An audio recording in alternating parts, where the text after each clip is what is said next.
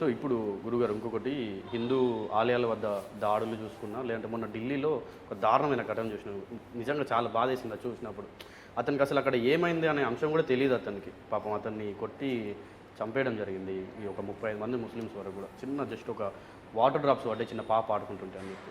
ఎట్లా అనిపించింది గురుగారు? ఏం చెప్తారు అట్లాంటి సంఘటనల గురించి? చెప్పేదే ఉందనా, రాక్షసులు ఎప్పుడూ అలాగే ఉంటారు. దురదృష్టకరం అతన్ని చంపడం, అది కారణం లేకుండా చంపడం, అది కూడా ఏదో చిన్న బిడ్డ వాటర్ బెలూన్ ఇస్తే ఆ నీళ్లు పడ్డందుకు.